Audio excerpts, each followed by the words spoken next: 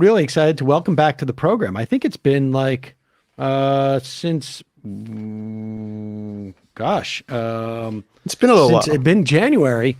I Yeah. think it was Osita Nwanevu. He is a contributing editor at the New Republic, working on a book which we are anticipating here. Osita, welcome back to the program.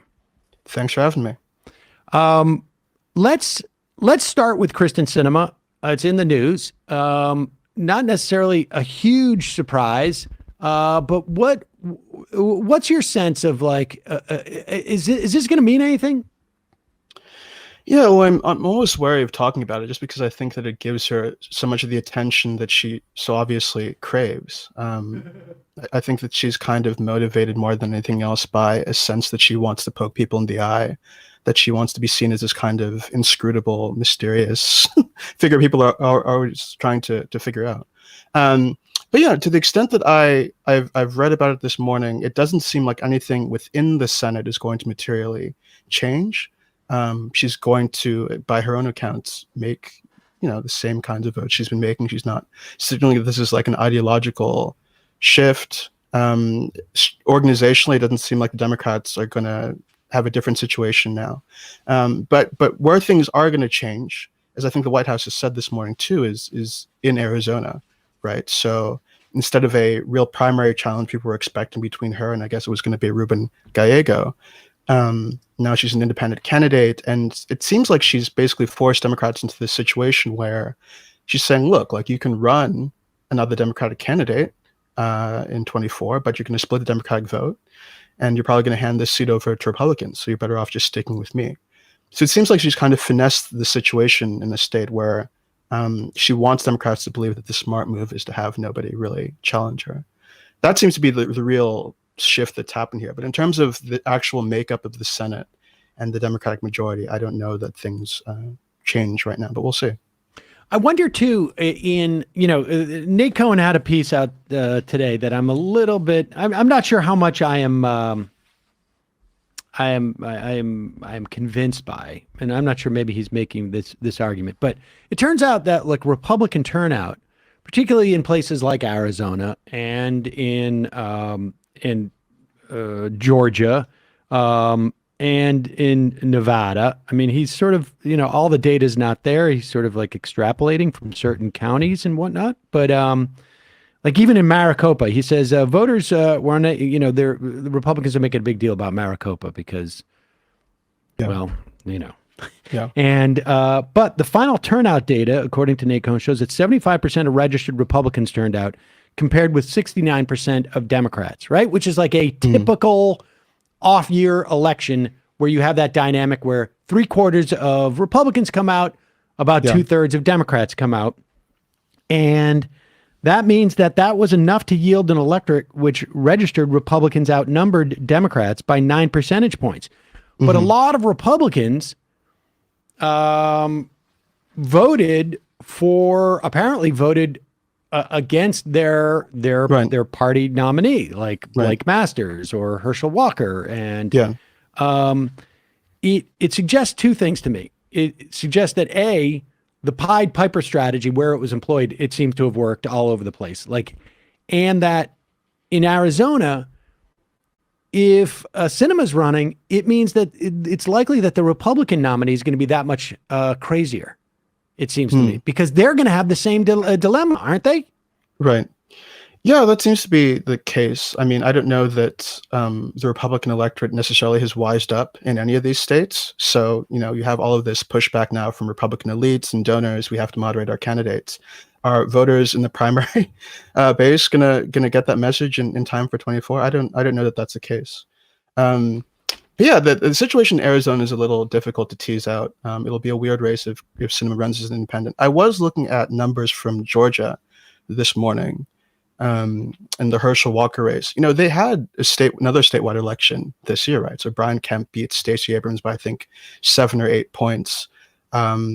Walker only is able to capture I think a little under half of the electorate, right? So there are clearly, there were Kemp Warnock voters, right? There are people who said that they're going to vote for the Republican at the top of the ticket. Brian Kemp seemed like an ordinary Republican candidate to them.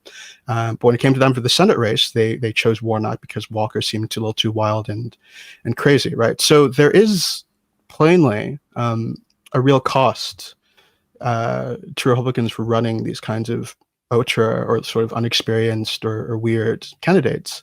That's going to continue hurting them. How that plays out in Arizona in the three-way race, I'm not really sure, but it is a very real dynamic that the party is going to have to figure out. Does that dynamic take place in other parts of the country? Because, like I mean, first off, we should also say Kemp, only looks normal relative to Herschel Walker. Right. And so it's still, pretty distressing on some level. Now, I think there's also like, I think Georgia also, in voting, there was a lot of like interest in voting against Stacey Abrams, I think, in Georgia as well. So that it's hard to sort of extrapolate.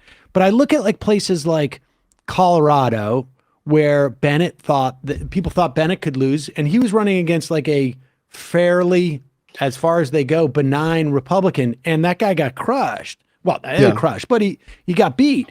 I mean, so where, like, can we make broad, like, sort of like generalizations like this?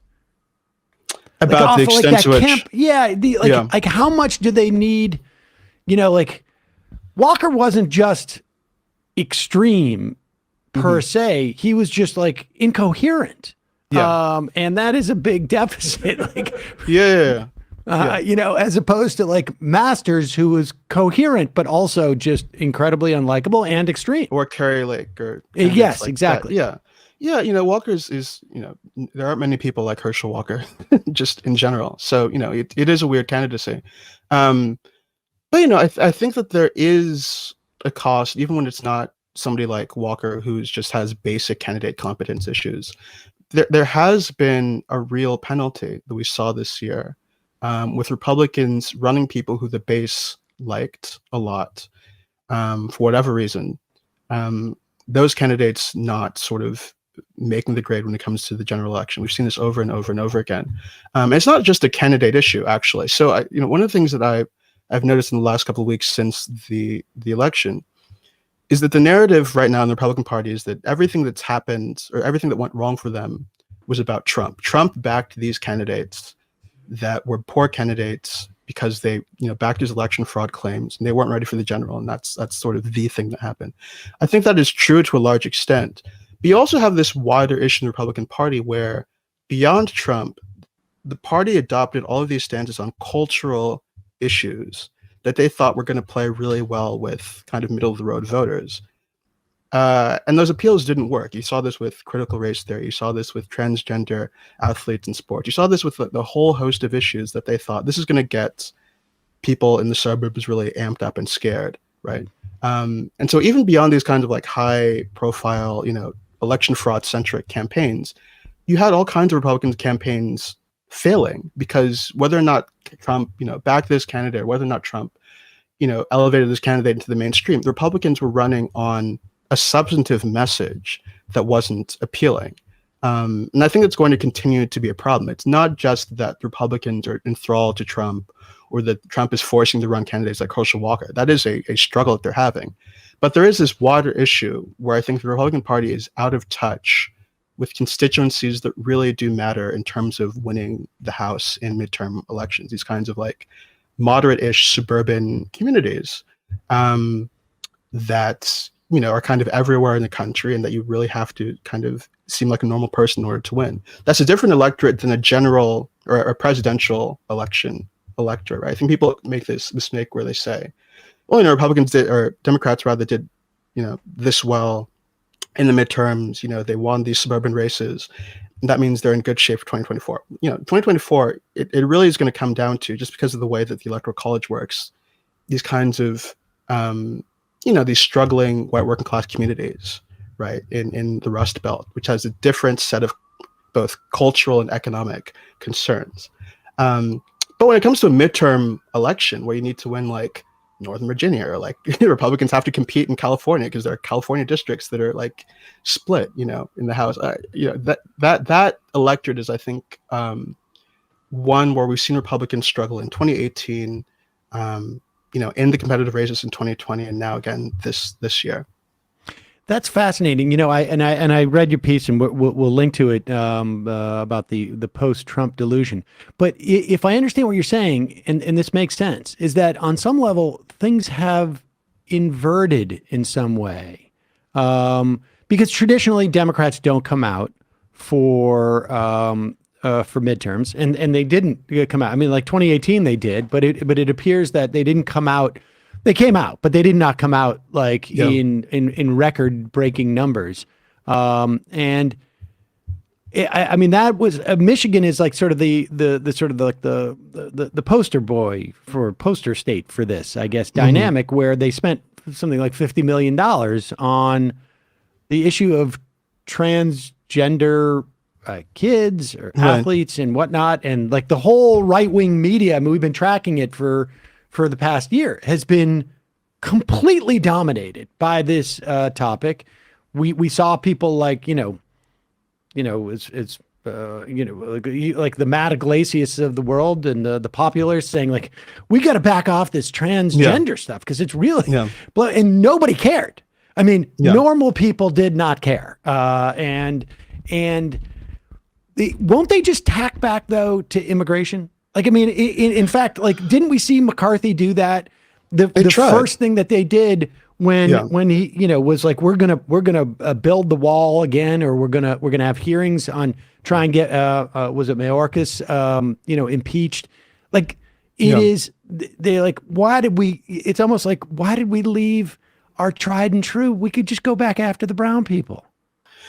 I think they're going to try that again, but it's important to say too that they did try in this election. I mean, there was a lot of stuff about there's a border crisis right now that they expected to really work in South Texas, where Republicans made a huge number of gains, even amongst Latino voters in 2020. There was like a lot of discourse about this, and they thought, if we keep pushing immigration, then these kind of more conservative Hispanic communities in places like South Texas are going to go first in the midterms.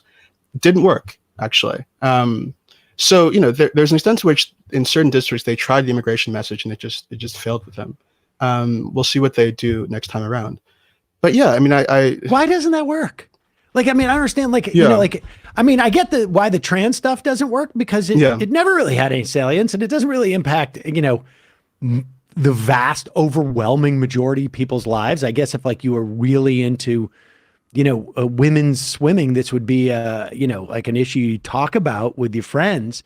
But immigration, it feels like, is it just that it has a certain cyclical quality and people get exhausted by the sort of the fears and they find out the caravan's not going to, take over their lake houses, or what is it? I think that the electorate processes a lot of claims that are being made about immigration as hyperbole. The caravans is like a great example. Do people actually believe that Al-Qaeda is kind of riding these buses with migrants from South America in order to get into the country and do terrorist attacks? I don't think most normal voters think that's a real concern.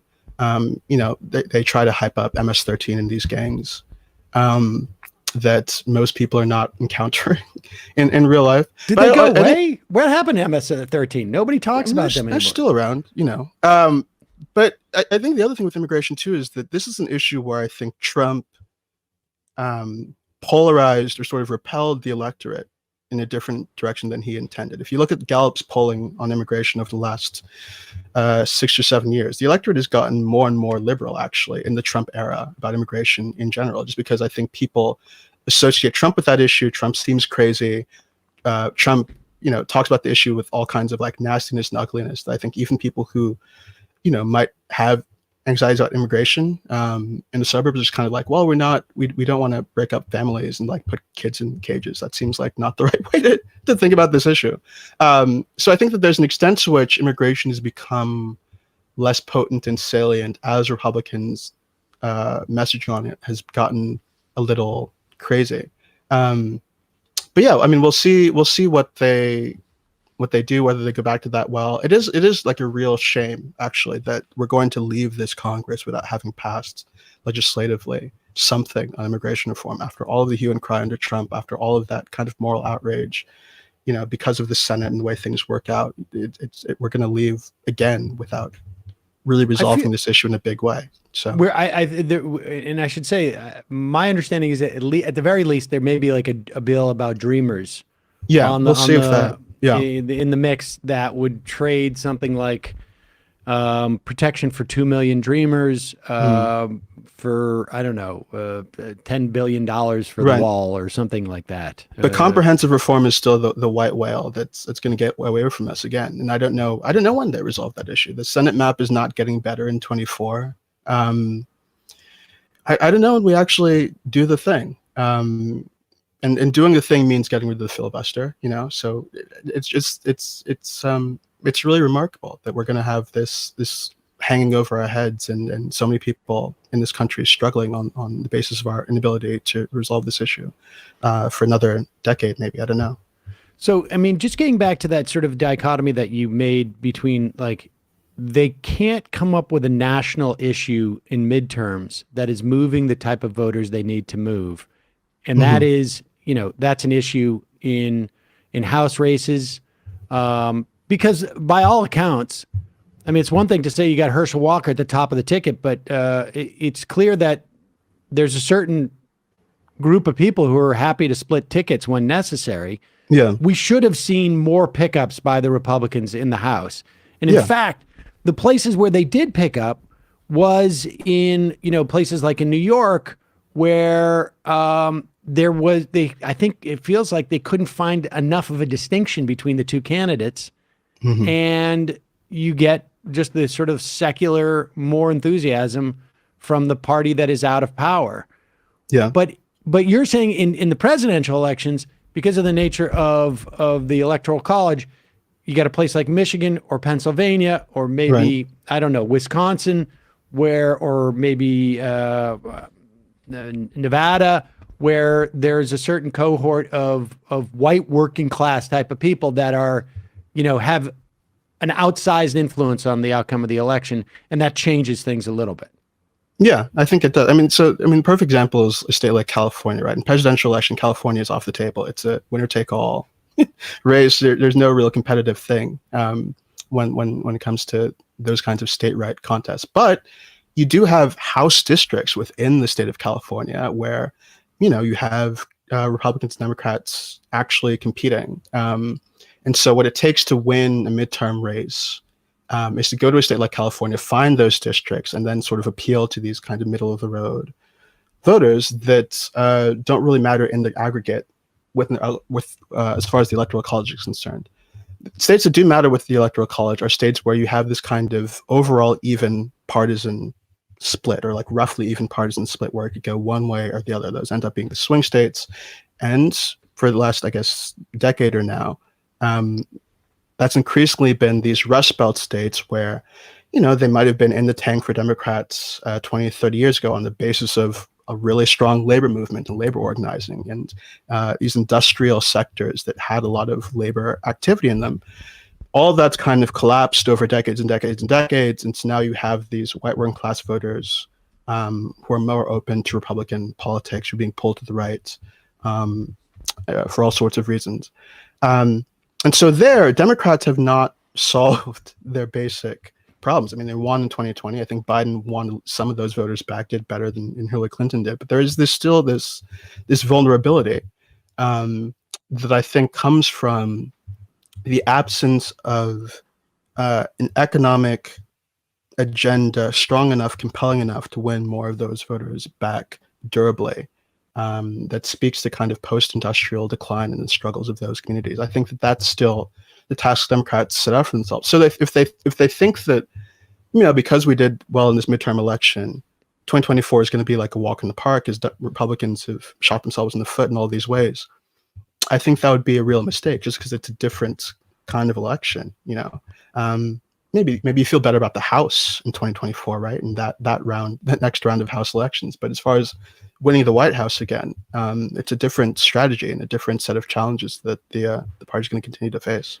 So there's a delusion sort of on both sides, isn't there? One is that the Republicans, that they can get past Trump, as opposed to like their problems are more intrinsic to the Republican Party, and there's a delusion on the Democratic side that this is going to take care of itself on some level. I mean, if the Democrats have any awareness of that dynamic you're talking about in 2024, and I presume that there must be some awareness. I mean, it's not. Yeah.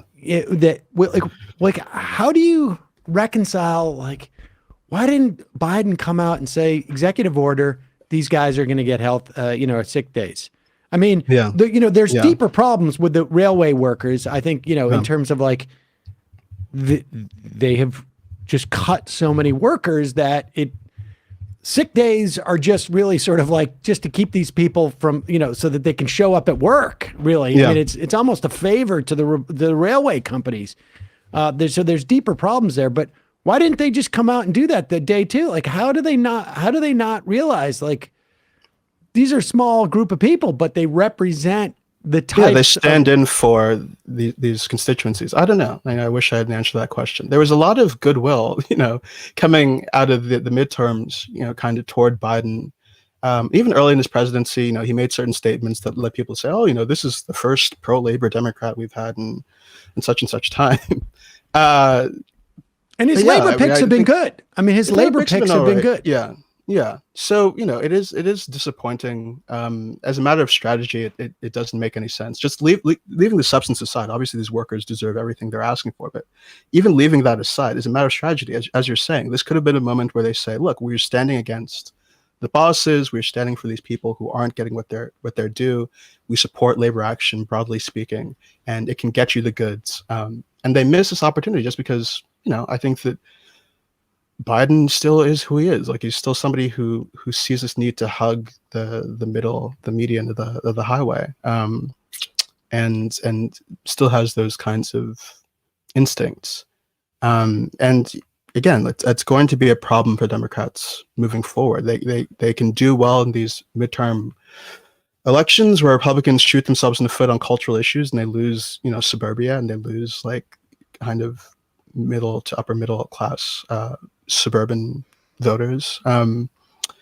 But I don't see this result as being indicative of Democrats having substantially improved their standing with the working class of this country at all, unfortunately.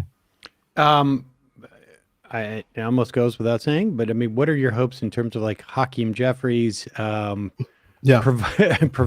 that in the House? They're not very high. I mean, I think that what's going to happen with Jeffries is going to be instructive because there's been a lot of writing over the last several years about the need for a generational transition within the Democratic Party. So like Nancy Pelosi and Steny Hoyer and Jim Clyburn and Senate Chuck Schumer, these are all old guys. And the problem we have in Democratic Party is that you have a bunch of old guys running things and you need younger blood in there to really change the party's ideological direction. I think it's problematic for a lot of reasons that so many of the leaders in the party are old. But I don't fundamentally see the real issue with the party being that they've got all these old guys in leadership, because now you're going to have this generational transition. Jeffries is a younger guy. Is he further to the left substantially than Nancy Pelosi is? I don't think so. I haven't gotten a sense that that's the case. But yeah, you have a lot of younger Democratic moderates who've been frustrated that they can't rise up the next few rungs of the ladder, who are now going to get that chance, more and more so over the next few years, without that really shifting the party in any, real ideological direction. Importantly, after the 2018 midterms, you saw challenges to Pelosi's leadership, from people in the House. They didn't go anywhere. But it was important to me that like the people who actually challenged Pelosi then, I think it was like Kathleen Rice in New York, Tim Ryan, and so on. Yep. These were not left-wing progressive people. These were moderates. In fact, their argument was that Pelosi's, too far left, is out of touch with the electorate, and the Democratic Party needs to do X, Y, and Z to appeal more moderate. That was the content of that challenge. It wasn't that these people are younger and then they're going to change the party. It was these people are younger and they want to be in the big chair now.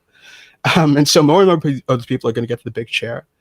People like Jeffries. And I don't know that's going to change the party very much at all, unfortunately. Do you think, I guess my theory is that there's two types of changes that you can see, in this instance. One is ideological, and I would agree with you that I mean,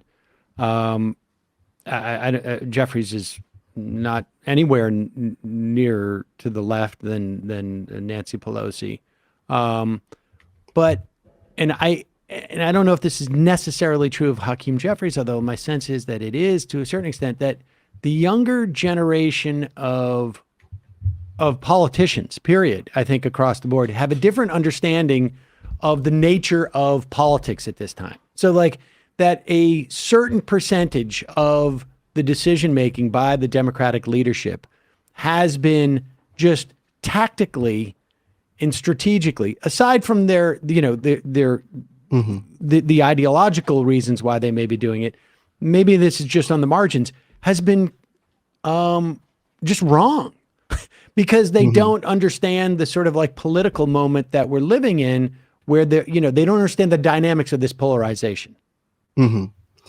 Yeah, I mean, can they be more?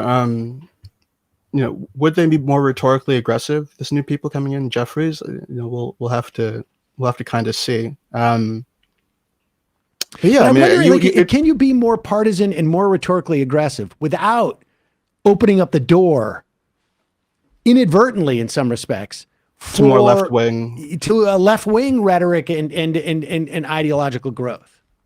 I think that you can. I mean, we have all these people who are like very, rabidly, and I think appropriately, anti-Trump, right? All of these people who are like, Trump is a traitor, he's committing treason. Why won't Democrats do X, Y, and Z?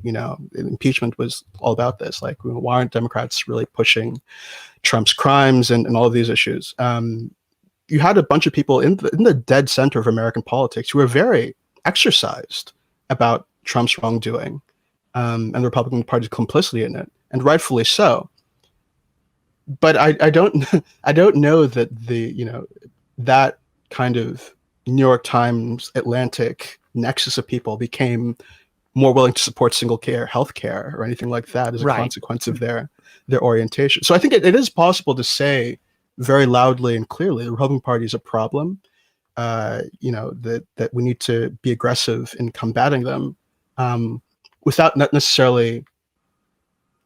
I don't know, but there is. I think it does present opportunities though, because once you sort of cast out conservative politics, Republican politics as legitimate, and you stop saying we need to appeal to these guys, we need to work hand in hand with these guys, whether you like it or not, and whether you're personally embodying this or not, that does make a more hospitable environment for other left-wing people to come in. Yes. Now that you're not obligated to be as civil or whatever to the right, people who would be disqualified on the basis of the fact that they're not nice enough to the Republican Party, then have more legitimacy within public discourse. So I don't know that personally being more aggressive changes you, but to your point, I think it probably does create space for other people who are more left wing than you are to enter the conversation. I feel like it loosens the ground a little bit, and I think it probably does. Yeah,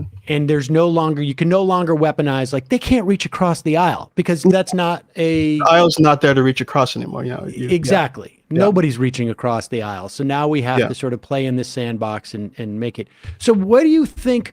Where does the Republican Party go at this point? Like if immigration doesn't have the same resonance, and it